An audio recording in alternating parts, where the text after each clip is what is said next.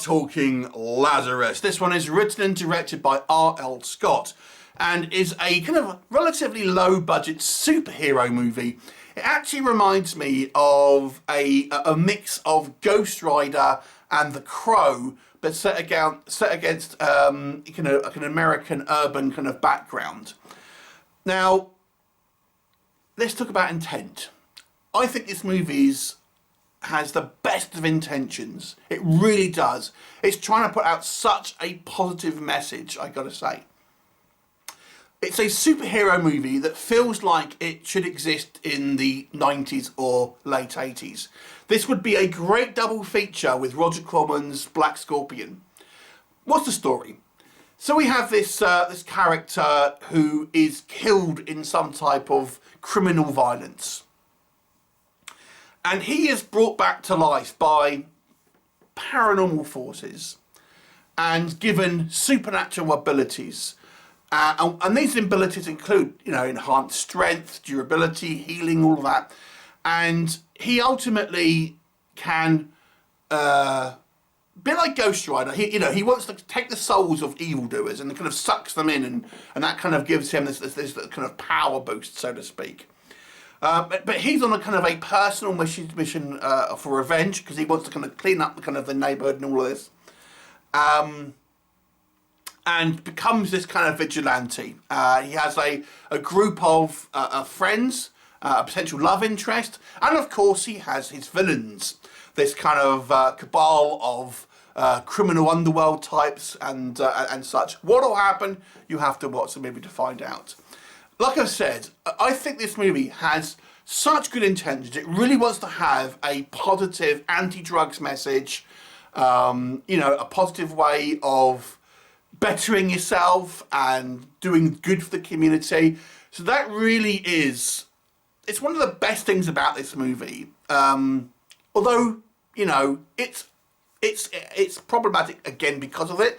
But I got to be honest with you, I did appreciate such a kind of, at least a movie that tries to really try and do good. This movie genuinely feels like it's trying to provide a role model, so to speak, or provide positive influence on, impoverished communities and things like this.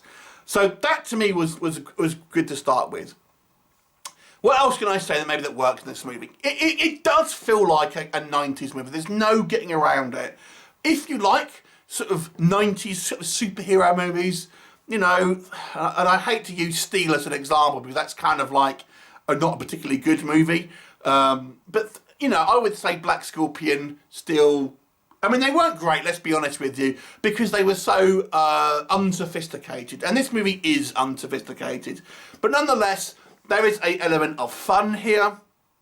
There are some great fight scenes. There's some decent kind of martial arts on display. There's some nice directorial touches as well that really kind of, give it a comic book vibe to it. The use of kind of sound effects, things like this. I think the characters, or the most of the characters, I've got to say, are quite well defined. Our bad guys are really bad guys. Our good guys are really kind of, altruistic good guys, things like this. And it's a fairly action-packed film as well. There's lots of kind of, fight scenes, shootouts, things like this. There's a supernatural element. It kind of has it as points to a kind of a larger mythology, things like this. So there are some fun things to be had with this movie. What doesn't work for me? As I've said, this movie its good intentions are fantastic, but it comes across because of that as a little cheesy. I'm not going to lie, it comes across as very, very unsophisticated, little cheesy, and not at all kind of realistic. In the modern age of superheroes, where we have, certainly these days, within the last few years, things like The Boys, the sort of deconstruction of the kind of the superhero genre, and even our mainstream kind of, DC and Marvel, having a realistic and sometimes darker approach to their material. We have a film that comes out like this, which is such a 90s feeling and such a kind of like the good guys are, super altruistic and good, things like this. And the bad guys are, they're pretty nasty and pretty irredeemable, to be honest with you. It just comes across as a little trite, unfortunately. The movie's budget does show through. There's an attempt to have supernatural powers on display, like healing, a little bit like Wolverine, bullet holes closing up, stuff like that. The effects work done on CGI, unfortunately, is rather weak. It's a low budget film. I can't critique it too much for that. Acting wise, it's a little bit of a mixed bag. I think there are some characters that do a good job, and I would actually probably include our main character with that. But there are also performances here that are a little bit on the kind of the weaker side. There is way too many characters in this film. There is absolute ton of peripheral characters. It is so, and you'll just kind of like, oh yeah, I forgot about them. We have our main guy. So he has this kind of like almost this Alfred, if that makes sense, Batman and Alfred, who kind of makes in the suit, makes in the bike, things like this. Then he has this kind of like this girlfriend who is actually a drug runner, but that's kind of glossed over. Yeah, she's pretty, but she's actually a drug runner. But because she's pretty, we won't worry about that. It's established that she's doing drug deals, but she's pretty, so don't worry about that. She's one of the good guys. We have a group of kind of ex-military vigilantes that are also kind of in league with our good guy. And then we have also police characters as well, with is it Costas Mandalore? And that's on the good guy side. On the bad guy side, we have all, again, different kind of gang members and things like this. We have the big guy, his henchman, another kind of like criminal, big wig, things like this. There's just way too many characters in this movie, and it will start having a scene with someone, and it will flip to someone else. Oh yeah, I forgot that character was even in this movie. It seems completely unnecessary.